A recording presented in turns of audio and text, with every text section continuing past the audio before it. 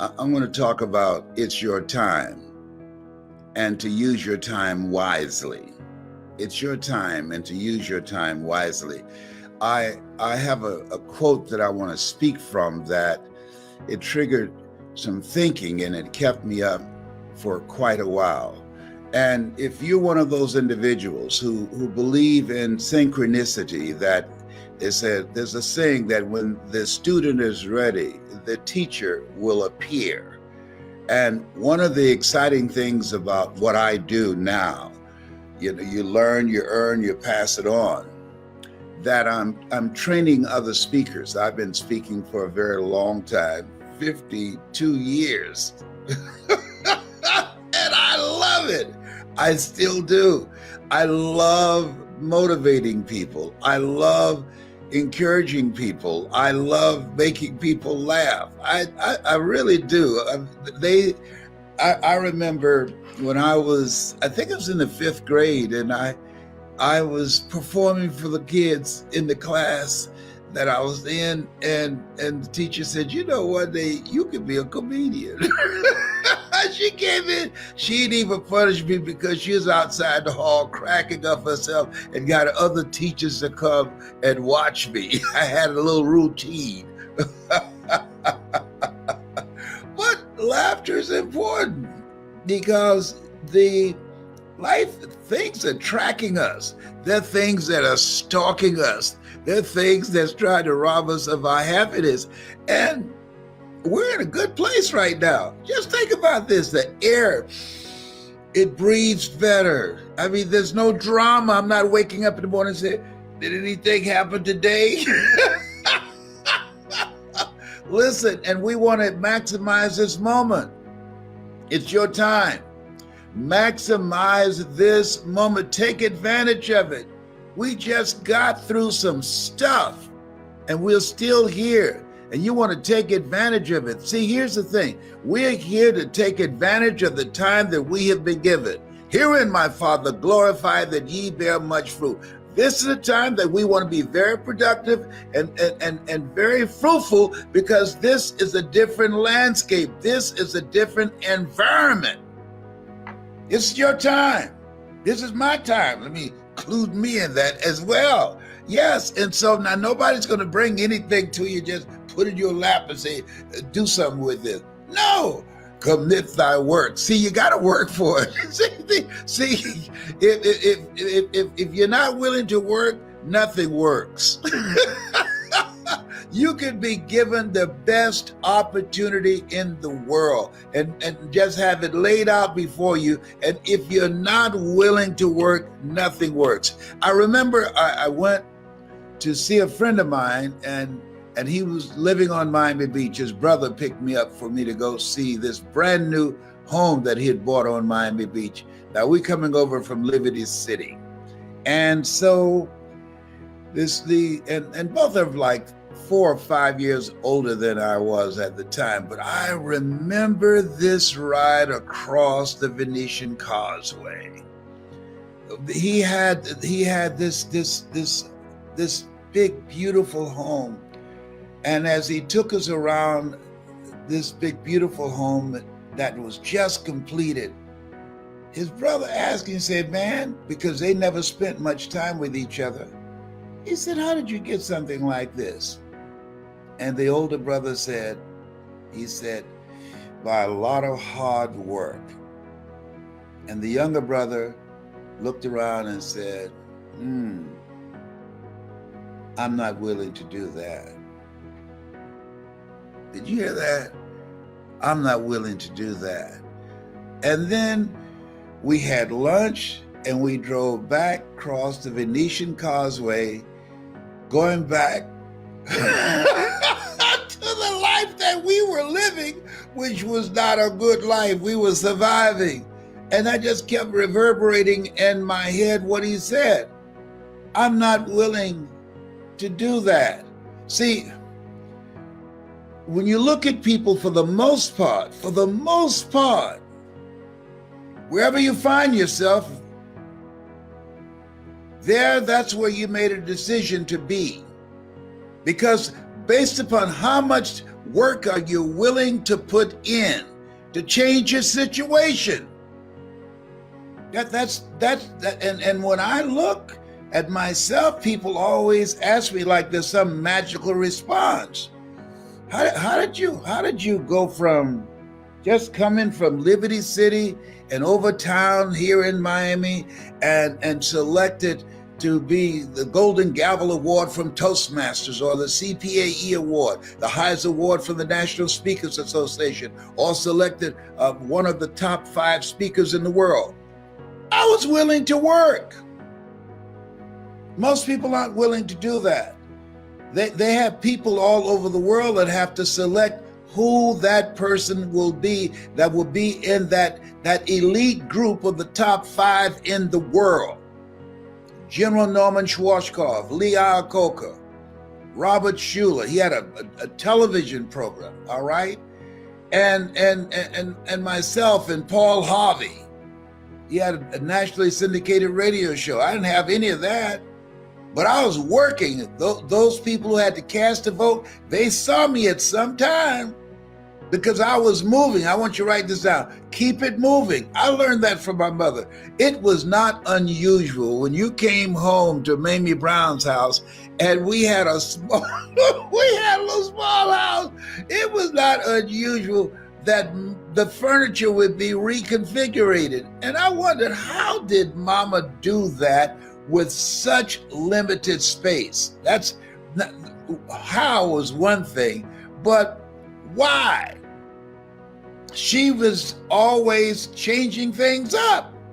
You see, one of the things that you don't want to do is become comfortable with where you are when you know in your heart of hearts you can have more and you can do more, and there's a life for you beyond survival. See, what it takes to survive, what it takes to live are 2 different things.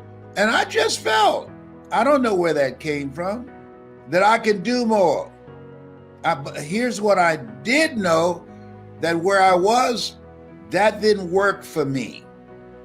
That did not work for me. And I'm astonished when I go back to Miami and I see some of the same people in the same place. I'm astonished. Yes. So you got to keep it moving. Mamie Brown was always keeping it moving. I got to tell you this. I was traveling and I was doing a tour for Sprint, I think it was. I came home and I came in the door, and to my right, there was a window. Did you hear me? There was a window. There was some demolition of some houses in that area, and my mother got somebody to go drag a window that had been taken out of a house and put it in our living room. So I said, Mama, what is it, Leslie? Why is this big window? Why is this window here? You say you're gonna buy me a home, right? Yes, ma'am. Well, I didn't know if you're gonna build it or just buy it while it's already been built. In the case you decide to build it, you don't have to buy all windows for it. I got one window here, and there's another house that's been demolished down the street, and I'm gonna send Mr. Shorty down there to get that. I said, no, don't do that. Don't do that. Let me tell you something. That put a fire under me. I got that house quick, fast, in a hurry, immediately, if not sooner, yesterday. When it got a window, and every time I passed that window, it jarred me. She said, don't you touch it. Yes, ma'am, Mama. Mama Mamie Brown said, don't touch it. Don't touch it, all right? And so keep it moving. We're here to work, commit thy works, plural. Keep it moving. And if you're going in the wrong direction, you'll discover.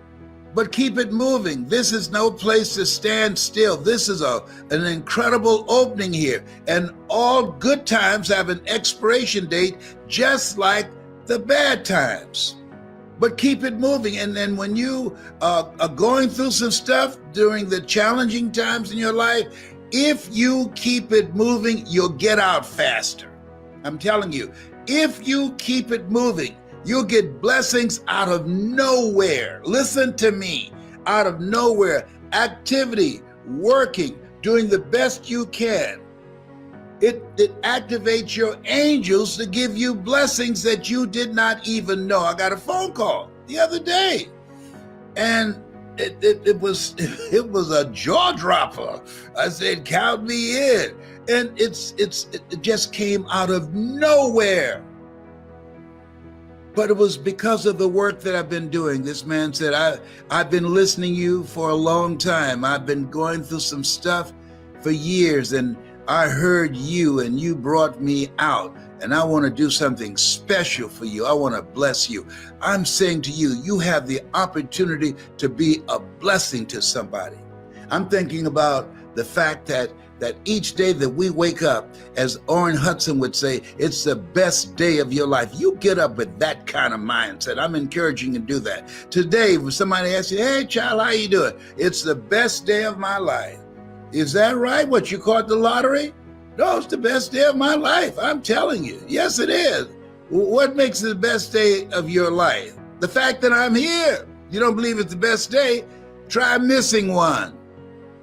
Yes, see, you want to focus, have your mindset on your goal. I had my mindset, I was going to buy my mother a home. I had my mindset, I'm going to make it happen no matter what. I had my mindset looking for a way to generate the money to get to that next level, to get beyond where we were in Liberty City, and had a lot of struggles and stuff happening. And stuff happens to everybody. Everybody. Don't ask, why does it have to happen to me? Why not you?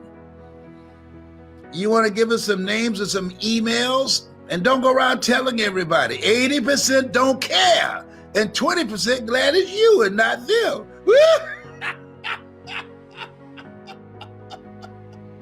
Yes. Oh, yes. Listen, you are God's favorite child. If not, you'll be taking a dirt nap. We are chosen to be here at this point in time, and this is our time. We just survived some incredible drama, and we're still standing. Therefore, take unto you the whole armor of God, that ye may be able to withstand in the evil day, that having done all to stand. So what does it take? What does that armor look like? Write this down. Initiative. Take the initiative to create something different for yourself and for your family and for your future and for your legacy. Take the initiative to create something that you don't have right now.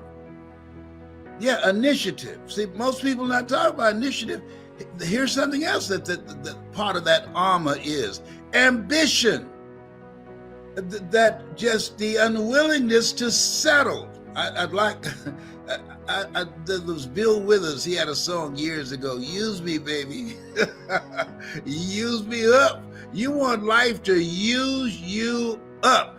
Most people, they take their talents, their abilities, their art, and all of their stuff to the grave with them. You don't know what's stalking you. You don't know what life is going to throw at you. Some of that stuff is going to land. It's a part of the process. Life is difficult. I wish I could tell you that it's if you just tithe and go to church or the synagogue or wherever you go for your spiritual fulfillment, that nothing's going to happen to you. Well, stuff's going to happen. But I can say this to you, if you're anchored properly, it will not prosper against you, all right? You will be able to brush it out of the way and keep moving. So taking the initiative to create something else, using your mind, being actively engaged in life. Here's something else. As you look at yourself, look at your goals. Keep moving and keep learning. Keep moving and keep learning. This is a brand new place. This is a brand new landscape. It's a brand new world. And in a brand new world, you need some brand new tools to navigate it. The tools that we use in the 2020 era, that won't cut it. The tools that we used before the coronavirus, that won't cut it. And now they got a mutation that says it spreads easier and is more lethal. Wait a minute. Now we got to be mindful. Not frightened, but mindful. And say, how is it I need to conduct myself so that I don't make some irresponsible decisions that can take me out? I got to be mindful of the air that I breathe. And so you say, oh, that's just too bothersome. Oh, okay, good. Can I get some life insurance on you? Let me tell you, you got to deal with what is. I'm tired of this corona thing. Did you hear me? I'm tired. I'm sick. No. I'm not going to say I'm sick and tired. I'm tired of it. It's gotten on my last nerve. All right? But I can deal with it. I'm not willing to be so tired and irritated that I won't wear a mask. Oh, 2 masks? He's saying it's better to wear 2 masks now? No, I'm not doing that. No. Oh, is that right? Well, can I just please, when you go, you don't want everybody to be crying. Make my day. Can I get a policy on you? Just sign right here. Because I'm going to do it. I got my little Mickey Mouse mask. And I got another one with Minnie Mouse. Tyrone, if they say you need to wear 12 masks so that you don't end up on a ventilator in a hospital, you got to wear 12 masks. So as we are trying to decide who's going to get medical care, eeny, meeny, miny, mo. No. Homie ain't doing that. No. I'm wearing, they said 2 masks. I'm wearing 3, and I got a shield. I hooked up. I want when if Corona knocks on my back door and I open the door and I got on 3 masks and a face shield, he said, oh, there he goes. There he goes. Always overdoing it. We can't get to him. Let's go someplace else. That's what I'm talking about. I want to live because I'm having a good time. I'm having a good time. And I don't want to be no ventilator. I don't want to be closed up anywhere. No. And all I can see are their eyes. And no, that does not sound like a good time for me. No. So this is why I enjoy making money from home. The people are sleeping on this. Don't sleep this. When you can make money from home, people say, how can you laugh so much? I wish you could see my phone. When you can make money from home, virtually speak, and don't have to get on a plane and looking at the person next to you. And when lunchtime comes, they got to take their mask off to eat. And you looking at her and turn your head the other way. Don't look this way as you are chewing. Somebody say, what is he talking about? Yes.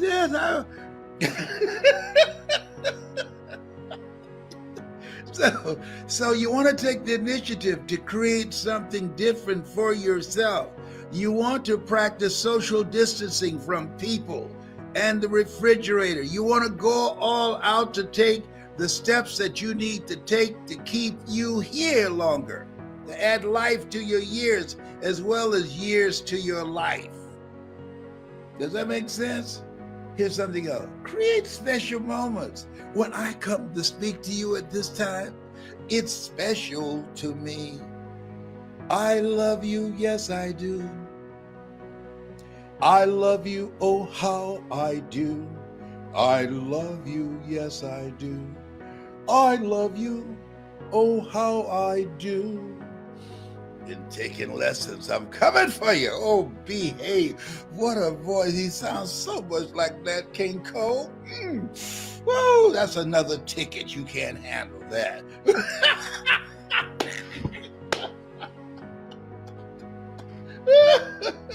Oh, look here.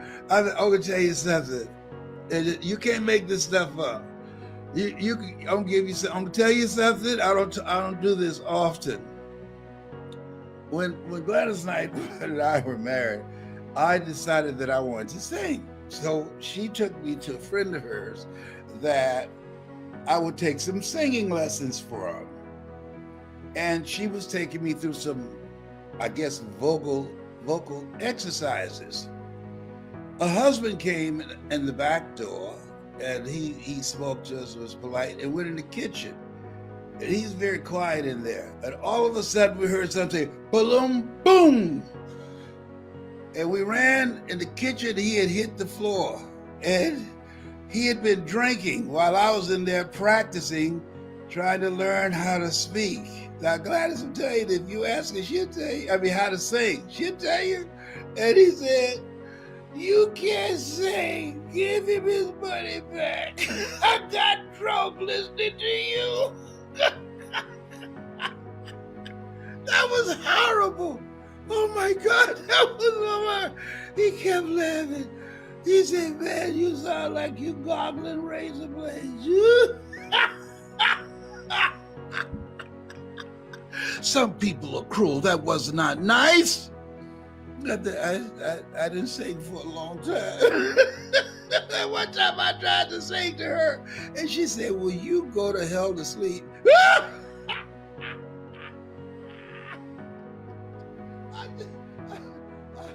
I thought she would say, "Well, there's a voice in there somewhere." No, she wouldn't lie. You can see I'm fired up today. Listen, you have something special.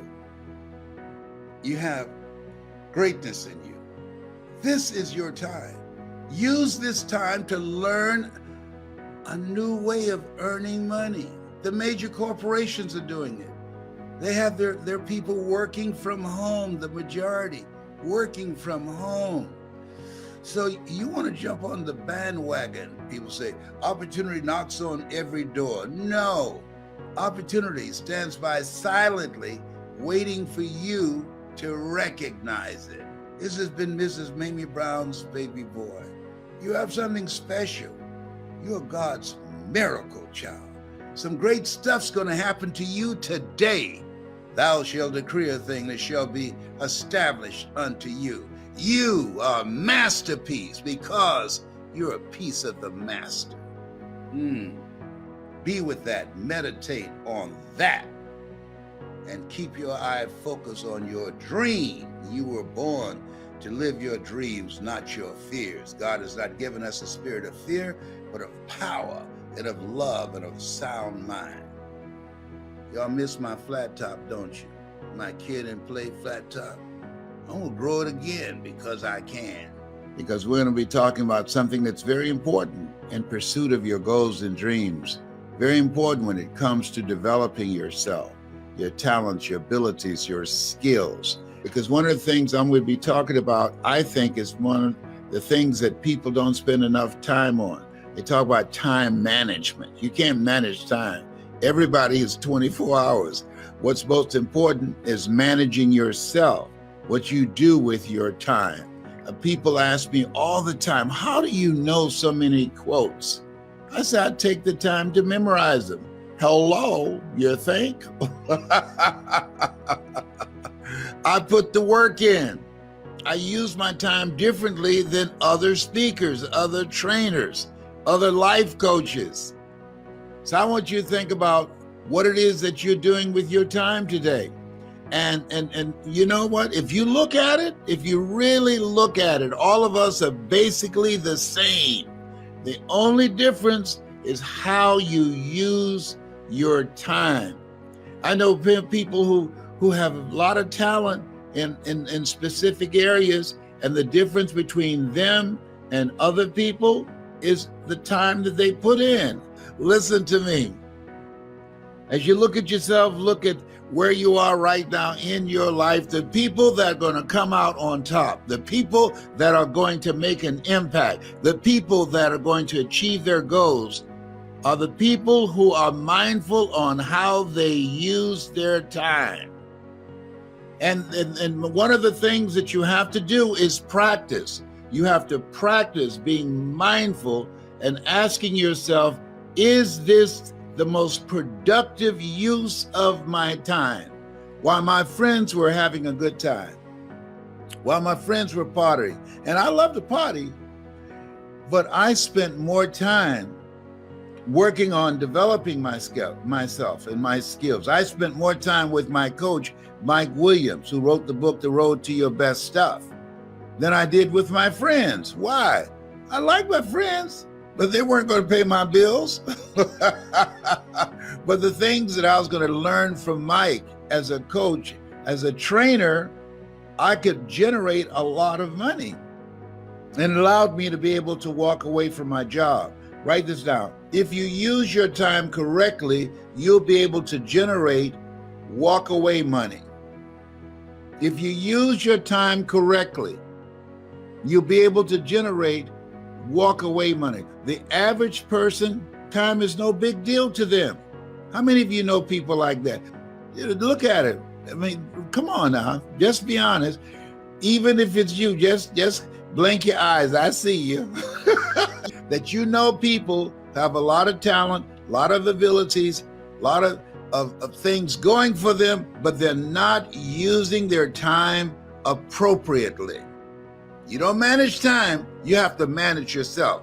And what I did, I just carved out time every day to memorize a minimum of 3 to 5 quotes every day. You give me a topic, I can roll with it. I don't need a second to think about it, because it's in here.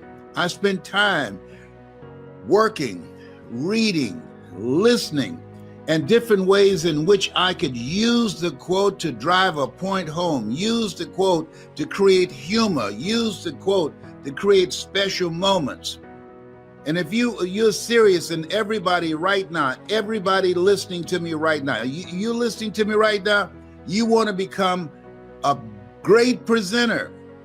In order to become a great presenter, in order to develop presentation power, you have to develop your power voice. How do you do that? You invest the effort and the time. If you want to put in the time so that you can learn a new skill virtually, so that you can get out of a job that's not you, and be able to go into your own business and do it from the comfort of your home. Now, I used to travel all over the world. I enjoyed that very much, but homie ain't traveling no more.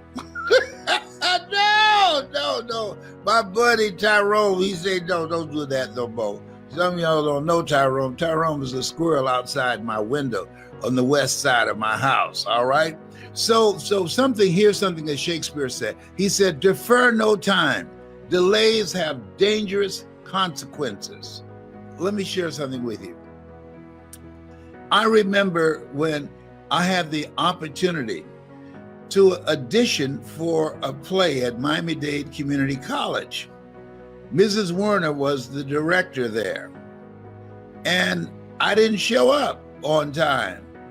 Somebody else got the role. The reason I didn't show up, truthfully, not just because I was late, but because I didn't believe in myself. I said, well, something else will come up and I'll be able to get that role. Nothing else came up, and that was it. And so we've all had experiences. I want you to think about it. Something you put off, and it cost you. It cost you. The guy was talking to me about becoming a part of my speaker training program. And I said, okay, I got a slot that's available now. So he said, I'll call you tomorrow. He didn't call. And so he saw me about 2 weeks later and said, hey, can I sign up now? Because one of my graduates told him how good it was for them. And I said, no. He said, why not? I said, you have to take advantage of the opportunity and the lifetime of the opportunity. I said, I don't have any openings for you now. But at some time, maybe 3 months, 4 months from now, that slot might be available again when somebody graduates. You have to take advantage of an opportunity and the lifetime of the opportunity. Is there something that you want to do? Some goal that you want to achieve? Something that's important to you? Some place that you want to go? Something that's important that as you look at it and think about it and said, I'd like to do this. One day I'm gonna. No. You don't know. You don't know. Don't operate with it. One day I'm gonna. I remember being with my best friend, Boo. He's since passed. And we were in Nassau, Bahamas. And I said, you know what, Boo? I said, this is the first time you and I, we've been traveling all over the world. This is the first time that we have time that we can spend here in Nassau, and you can find relatives that you haven't talked to in years. He said, oh, I got to get back to the States because I've got to cook. There's a special event for the church. I said, hey, guess what, Boo? They can get another cook. This is enough time in advance, a week in advance. Make a call, tell them that you will not be there because you are on vacation, and we've never taken the time to spend this time together just having fun. We traveled when I was speaking, and we went from city to city. My cousin Boo and I, we were in Nassau, and we traveled, and I would speak, and Boo always went with me. And so, but we wanted to have some time special together where I would go to a beautiful place and I didn't have to speak. And so I said, this is a place, let's do it here. Let's spend 3 weeks to a month here. Find relatives of yours that live here in Nassau and Bimini. And we can just chill out. And he said, I can't. I said, why not? He said, because I have to cook for an event that's taking place at the church. I said, you have enough time in advance. Call them and let them know. He said, there is nobody else. I said, listen to me. If something happened to you, they will find somebody else. They will not cancel the event. He did not know, and I did not know. When he said, I can't do it, he did not know that he will not be able to do it for the church, to cook for the church. He died a few days after we got back, and they got another cook. They got another cook. Sometimes we think that we're irreplaceable. We're not. Somebody's waiting. When you have a goal, a dream, or something that you want to do, if you don't do it, somebody else will step in. Trust me, nobody's irreplaceable. Somebody will step in like they stepped in for my cousin Boo, and they cooked. And that's all I was thinking about as I sat there in the front row looking at him in the casket, because he always gave of himself, but we never took time to give to ourselves. And so that moment that we had was the last that we had the opportunity to spend 3 weeks together without my speaking. We never did. There's a quote. Miles Davis says, time is not the main thing. Time is the only thing. And he's absolutely right. So I want to ask you, how are you spending your time? How much are you putting in and focusing on the things that bring you joy, the things that make you smile, the things that make you feel good and laugh? How much time and energy are you focused on spending time with people that you love? You know, in order to live a life of no regrets, this lady, she worked for hospice, and she wrote this book, and it was about living a life of no regrets. And she said people who were dying, that what they regretted was not things dealing with how much money they made in their business, but how little time they spent with people that meant a lot to them, that if they had their lives to live over again, they would spend their time with certain people. At the end of my conversation with you, I'm encouraging you to make a list of some people that you need to deepen your relationship, or somebody that you need to write a letter to and say, hey, I love you, and I just want to thank you for what you've meant to me. I didn't say text them. No, that's impersonal. No, just people don't get letters anymore. I used to remember you would go to the drugstore, you get a little tablet, you get your pens and everything. People text, all right? No, when you write a letter, that's personal. You take the time to do that. I sent out some letters to some friends the other day, and they called me and say, hey, thank you very much. That meant a lot to me, because I put the time in to do it, to think about it. And I just get a card saying all the words that I wanted to say. I said it in my own voice. So I'm encouraging you, one, think about some people who you care about and who care about you, and it meant something to you at some point in time, and you would just like to do something kind by writing them a letter, by taking the time to let them know that you were thinking about them. How are you using your time? If there's something that you want to do in your life that you've been thinking about for a long time, carve out the time to do it. Stop putting it off. There's another quote, and I love quotes. You know I love them. Here's what I love.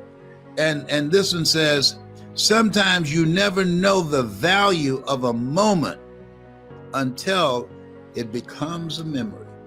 Sometimes you don't know the value of a moment until it becomes a memory. I was talking to two friends of mine, and they knew Dr. Howard Thurman when they were younger. Now, some of you know Dr. Howard Thurman. Most people don't.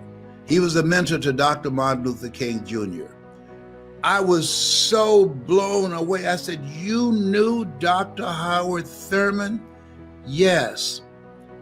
And I have these CDs that I was listening to that they gifted me. And I said, what was he like? And you know what they said? Well, he was a nice guy. He was thoughtful. He was quiet. You could tell he was a deep thinker. I said, well, did you ask him things and just try and pull out some ideas, concepts, or thoughts that he might have? I said, no. We didn't know he was all of that. Dr. Howard Thurman, come in, sir. The centering moment. Deep is the hunger. The two primary questions that one should ask oneself in life. Number one, where am I going? Number two, who's going with me? And if you ever ask those questions in the wrong order, you'll be in serious trouble. Oh, he was a bad brother. They said, we didn't know he was all that. Oh my goodness. I've had some moments with people that I did not know they were all that. And I blew it. That had I known who they were, oh, I would have maximized that memory. I'd have got more out of our meeting. If you agree with me, I want you to put yes in the comment section. If you've ever had some moments with somebody and you really didn't take advantage of it, it was no big deal to you at that time, and then one day you realize, wait a minute, I didn't use my time wisely with that person. And so right now, in this era, this history-changing era where we are, the people that are going to come out on top, the people that are going to get control of their destiny, the people that are going to maximize this place in history and be stronger and be fortified in terms of their mental resolve and in terms of their families and their skills and their ability to create incredible wealth, are people that are using their times more productively. The people who take the time to learn something new. I say, and I want to say it every day, if you're not willing to learn, nobody can help you. If you're willing to learn, no one can stop you.